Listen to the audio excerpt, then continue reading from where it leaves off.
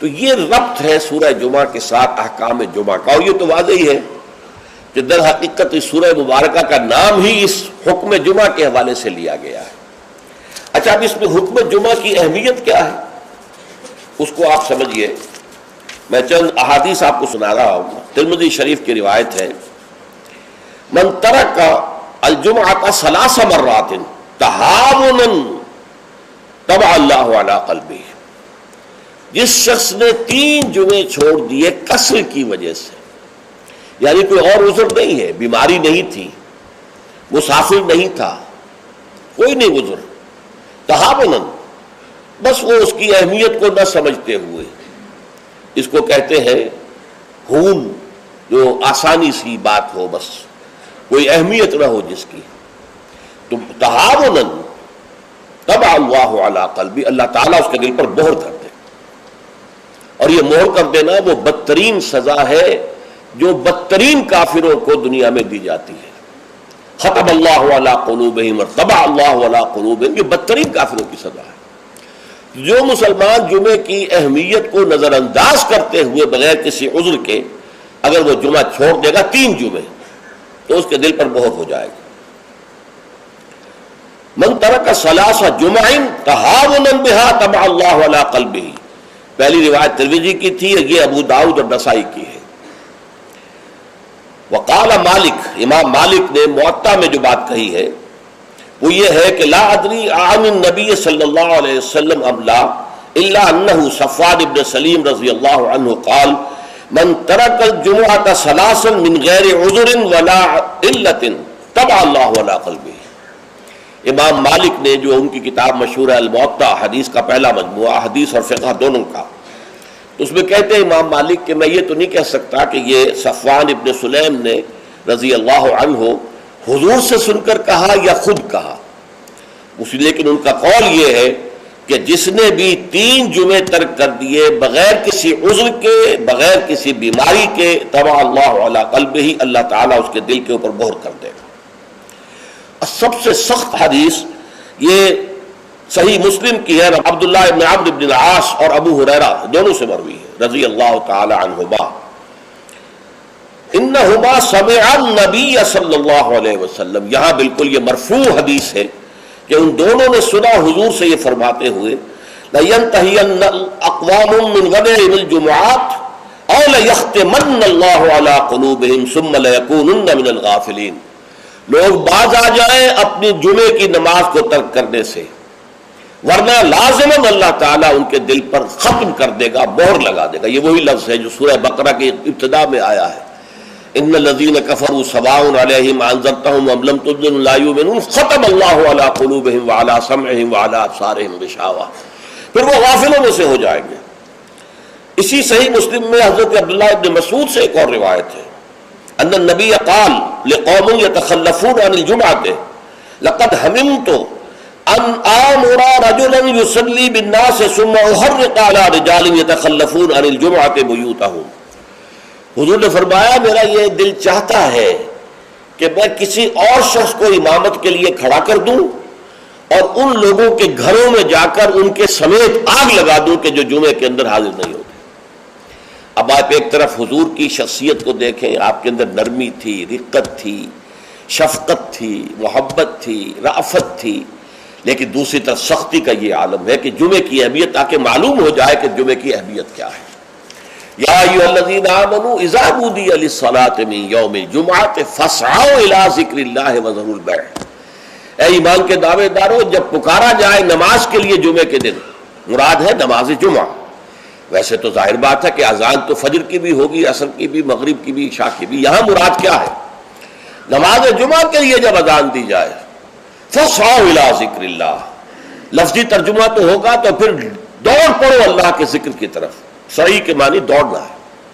لیکن یہ کہ چونکہ حضور نے صلی اللہ علیہ وسلم دوڑنے سے منع کیا ہے، لہذا لپ کو یعنی ہمتاً متوجہ ہو جاؤ۔ اب کوئی کاروبار دنیاوی تمہیں ذرا اس گاہک کو نپٹا لوں، پھر نہیں، فوراً کاروبار بند۔ فرمایا فاسعوا الی ذکر اللہ وذروا البیع، کاروبار چھوڑ دو، ذالکم خیر لکم ان کنتم تعلمون، یہی تمہارے لیے بہتر ہے اگر تم سمجھو۔ اب دیکھیے غور کیجئے اس میں کہ ہو سکتا ہے کوئی شخص، کوئی دکاندار بیچارہ صبح سے بیٹھا تھا، کوئی گاہک نہیں آیا، عین جس وقت گاہک دکان میں داخل ہوا اسی وقت اب اذان جمعہ کی آواز آ گئی. اب بڑے سخت امتحان میں ہے وہ،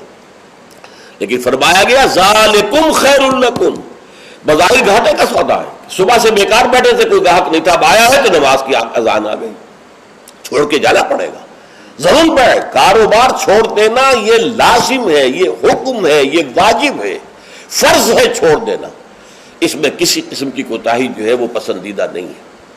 تو جمعے کی اہمیت کے لیے ایک طرف تو قرآن مجید کے یہ الفاظ، یا ایھا الذین آمنوا اذا نودی للصلاۃ من یوم الجمعۃ فاسعوا الی ذکر اللہ وذروا البیع ذالکم خیر لکم ان کنتم تعلمون، اور اس کے ساتھ جمع کیجئے وہ احادیث جو میں آپ کو سنا چکا ہوں. اگر 3 جمعے کسی مسلمان نے بغیر عذر کے، ہاں عذر ہو سکتا ہے، آپ بیمار ہیں تو آپ پر فرض نہیں ہے، آپ مسافر ہیں تو مسافر پر فرض نہیں ہے، آپ غلام ہیں کسی کے تو آقا کی اجازت کے بغیر نہیں جا سکتے، لہذا غلام پر بھی جمعہ فرض نہیں ہے،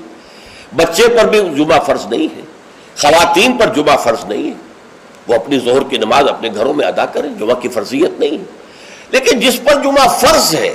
اور پھر وہ صرف تہاوناً، کسل مندی یا اس کی اہمیت کو نہ سمجھتے ہوئے وہ اگر جمعے مسلسل 3 ترک کر دے گا تو طبع اللہ علی قلوبہم بھی آ گیا، اور ختم اللہ علی لیختمن اللہ علی قلبہ، اللہ تعالیٰ اس کے دل کے اوپر مہر کر دے گا. اچھا، اس میں اب جو نوٹ کرنے کی بات ہے وہ یہ ہے، جمعے کو جمعہ بنانے والی شے خطبہ جمعہ ہے. نماز تو ظہر کی نماز کا قائم مقام جمعہ ہے نا، ظہر کے 4 فرض ہیں اور جمعے کے 2 ہیں، تو نماز اصل شے نہیں ہے،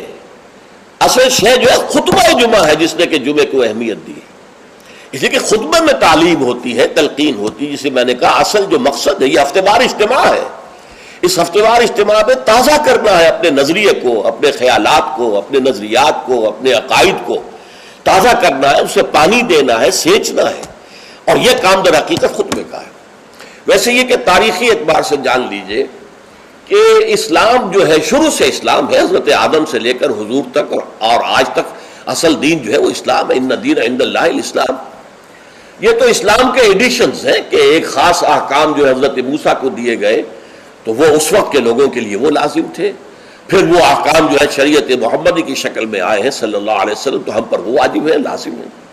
لیکن یہ کہ یہ نظام جو ہے رہا ہے ان تمام مذاہب میں کہ ہفتے کے ایک دن کو فارغ کیا جائے اللہ کی یاد کے لیے.